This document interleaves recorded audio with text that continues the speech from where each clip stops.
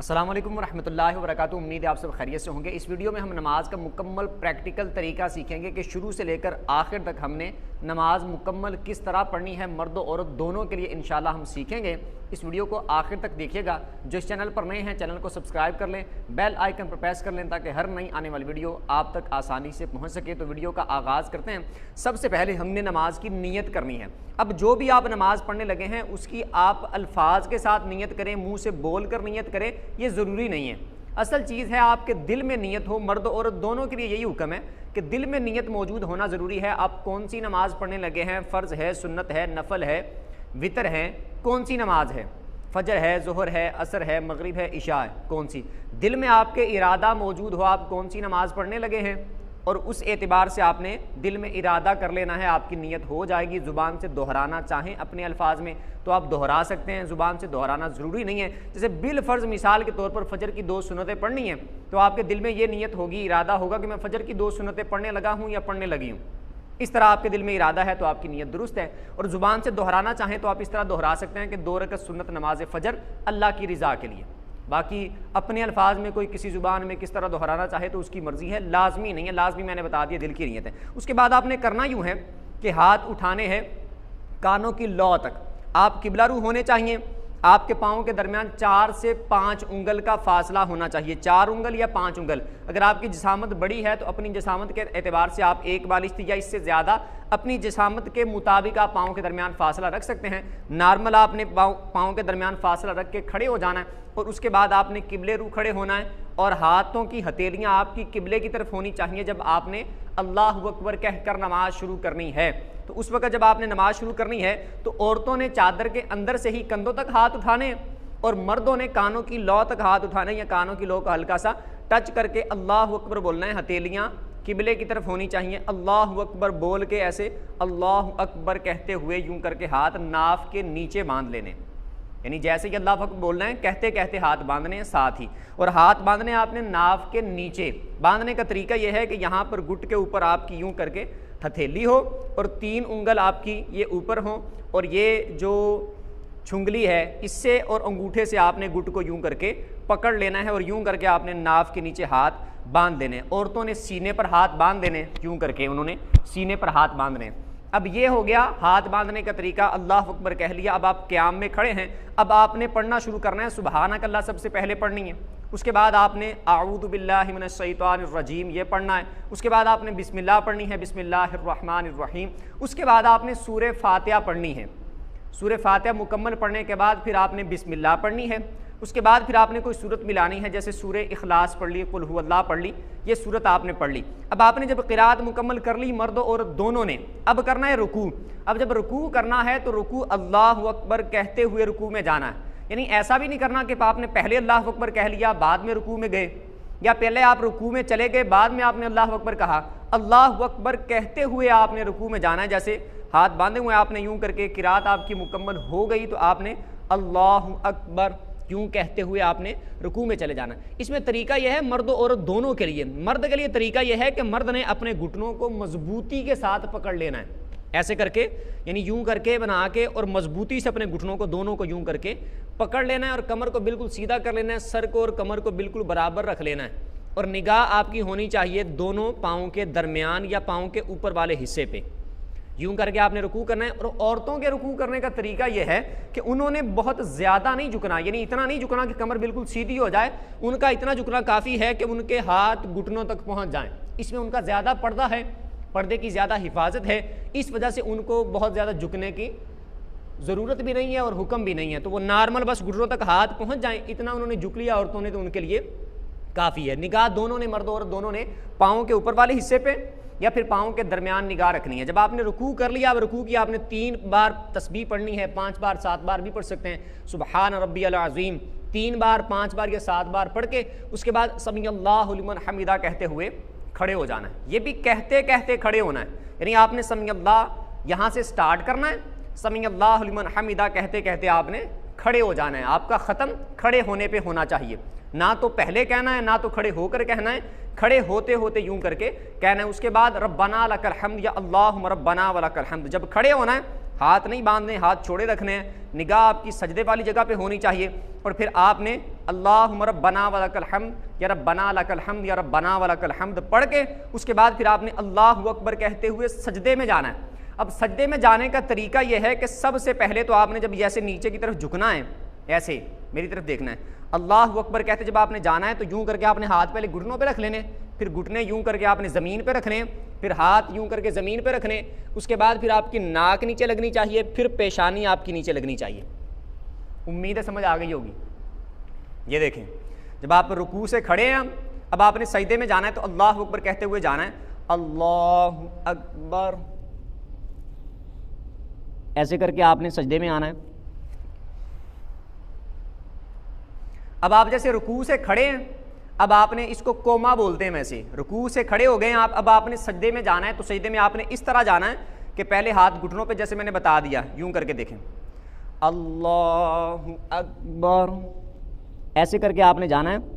और फिर आपने सजदे में 3 बार तस्बीह पढ़नी है, सुबहान रब्बियल आला 3 बार, 5 बार, 7 बार आपने पढ़नी है। और मैंने बता दिया तरीका आपको रखने का कि आपने पहले नाक लगाना है, फिर उसके बाद पेशानी। और सजदे में आपने इस बात का ख्याल रखना है कि पीछे से दोनों पाँव आपके, यानी दोनों पाँव पीछे से जो इनकी उंगलियों का आपने इस तरह करके दबा के लगाना है, उंगलियों का पेट आपने लगाना है। बाज़ इस तरह खड़े कर लेते हैं पाँव, बाज़ इस तरह कर लेते हैं, पाँव पे पाँव रख लेते हैं, ऐसे नहीं करना। आपने दबा के उंगलियों का पेट इस तरह ज़मीन पे लगाना है। ये देखें जिस तरह लगा हुआ, अगर नज़र आ रहा हो दिखा पाऊँ मैं तो। उसके बाद नाक की हड्डी लगनी चाहिए, सर, ये पेशानी आपकी जो है, ये आपने जो ज़मीन पे लगानी है इसकी भी हड्डी लगनी चाहिए, मतलब कि जमनी चाहिए अच्छे तरीके से। ऐसा ना हो कि आप हल्का से बस टच करें और जमे ना। सजदे की हकीकत ये होगी, यानी सजदा अदा तब होगा जब आपको ज़मीन की सख्ती महसूस होगी। और दोनों हाथ ऐसे रखने, दोनों हाथों के दरमियान आपने अपना चेहरा रखना है, पहले नाक की हड्डी, उसके बाद फिर आपने पेशानी रखनी है। और जब आपने 3 बार तस्बीह पढ़ ली, फिर आपने अल्लाहु अकबर कहते हुए उठना है जब, तो आपने पहले पेशानी उठानी है, फिर नाक की हड्डी, और उसके बाद हाथ घुटनों पे रखने हैं और फिर सीधे होकर बैठ जाना है ऐसे, अल्लाहु अकबर। पहले पेशानी उठानी है, फिर नाक, उसके बाद हाथ यहाँ पे रखने हैं, फिर सीधे होके बैठ जाना है। बायां पाँव मर्दों ने यूं करके बिछा लेना है और दायां पाँव खड़ा कर लेना है, और औरतों ने दोनों पाँव एक तरफ निकाल के बैठ जाना है। अब ये तरीका जो मैंने बताया सजदा करने का, इसमें एक बात रह गई, वो ये वाली रह गई कि जब मर्दों ने सजदा करना है, मर्द औरत का फ़र्क बता दूं। मर्दों ने जब सजदा करना है तो उनकी ये वाली जो आपस में बाहें हैं, ये करवटें जो हैं इनसे जुदा होने चाहिए, बाजू ये वाले करवटों से जुदा हों मर्दों के, और इसी तरह ये वाली जो रानें हैं ये पिंडलियों से जुदा होनी चाहिए ऐसे। ये देखें, ये इधर से जुदा हों, और ये वाली बाजू ये करवटों से जुदा हों, और ज़मीन पे भी यूं करके हाथ नहीं लगाने, बाजू नहीं लगाने, ज़मीन से भी ऊपर होने चाहिए। इस तरह अच्छे तरीके से खुल के सजदा करना है। और जब औरतों ने सजदा करना है तो उन्होंने सिमट कर सजदा करना है। औरतों ने मर्दों की तरह सजदा नहीं करना, औरतें सिमट कर सजदा करेंगी। जब वो सजदा करेंगी तो उनके बाजू यूं करके साथ मिले हुए होने चाहिए, और ये रानें भी साथ मिली, यानी इसी तरह उन्होंने बैठे रहना है। दोनों पाँव एक तरफ निकाल दिए औरतों ने। ये मैं सिर्फ दिखाने के लिए, सिखाने के लिए ऐसा कर रहा हूँ। यूं करके हाथ भी साथ मिलाए रखने हैं ऐसे, ज़मीन के ऊपर ऐसे करके सजदा करना है औरतों ने, यानी हर चीज़ उनकी ऐसे मिली हुई हो ऊपर साथ, यानी जितना सिमट के सजदा कर सकती हैं उतना औरतों ने सिमट कर सजदा करना है। अब ये बैठ के दूसरा सजदा भी इसी तरह करना है। जब दूसरा सजदा भी कर लिया, उसमें भी एक सजदा करके बैठ के फिर अल्लाह अकबर कहते हुए दूसरा सजदा करना है इसी तरह। उसमें भी 3 बार सुबहान रब्बियल आला पढ़ना है मर्द और दोनों ने। उसके बाद जब 2 सजदे पूरे हो गए, दूसरे सजदे से जब उठना है तो ऐसे अल्लाह अकबर कहते हुए उठना है कि आपका अल्लाह अकबर जब आप खड़े हों उस वक़्त ख़त्म हो, अल्लाह अकबर, ऐसे करके आपने हाथ बांध लेने। उठते साथ ही फिर आपने दोबारा हाथ उसी तरह नाक के नीचे हाथ बांध लेने। अब दूसरी रकत में मर्द और दोनों के लिए अब उठने का तरीका भी, उसमें भी एक चीज़ रह गई, वो इस तरह के जब उठना है आपने तो आप सजदे से उठेंगे चूँकि सीधा, तो आपने पहले पेशानी उठाई, फिर नाक उठाया, फिर हाथ उठाने, फिर हाथ यहाँ पे रखने, फिर आपने घुटने उठाने, और फिर आपने यूं करके सीधा खड़े हो जाना है। ये मैं नॉर्मल सही तरीका बता रहा हूँ। अगर किसी को कोई मर्ज़ हो, बीमारी हो, उसको मुशक्क़त हो ऐसे उठने में, तो फिर वो हाथ वगैरह लगा के सहारा ले के भी उठ सकता है, क्योंकि वो तो मरीज़ होगा ना बेचारा, उसके लिए हुक्म अलहदा है। नॉर्मल जो तंदुरुस्त बंदा है उसने इस तरह करना है। अब दूसरी रकत में हाथ बांध लेने, हाथ बांधे, अब दोबारा आऊज़ु बिल्लाहि मिनश शैतानिर रजीम पढ़ना है, बिस्मिल्लाहिर रहमानिर रहीम पढ़ना है, उसके बाद फिर सूरह फातिहा पढ़नी है। सूरह फातिहा मुकम्मल पढ़ने के बाद फिर बिस्मिल्लाह पढ़नी है, फिर कोई सूरत मिलानी है या सूरह इखलास पढ़ ले। उसके बाद दोबारा फिर अल्लाहु अकबर कह के उसी तरह रुकू करना है, रुकू से उसी तरह उठना है जैसे मैंने पहले बताया, सजदे उसी तरह करने हैं। उसके बाद जब 2 रकतें पूरी हो गई तो फिर आपने अत्ताहियात पे बैठ जाना है। अब आप अत्ताहियात बैठ के तो फिर आपने अत्ताहियात, जब 2 रकतें आपकी मुकम्मल हो गई तो आपने अत्ताहियात मुकम्मल करनी है। अब अत्ताहियात मुकम्मल पढ़नी है दुरूद पाक से पहले पहले।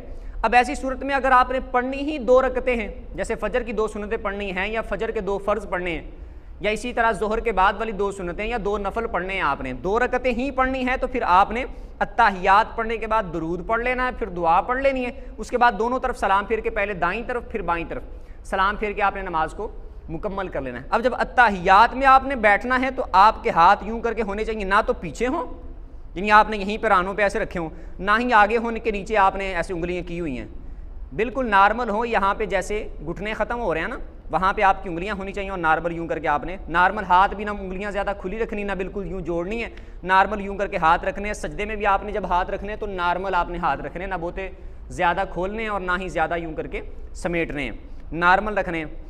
तो यहाँ पर भी आपने यूं करके नॉर्मल हाथ रखने इसी तरह। और निगाह आपकी जोली में होनी चाहिए। जब आपने सजदा करना है तो उस वक्त आपकी निगाह आपके नाक पे हो या नाक जहाँ पे ज़मीन पे लगा हुआ है वहाँ पर आपकी निगाह होनी चाहिए।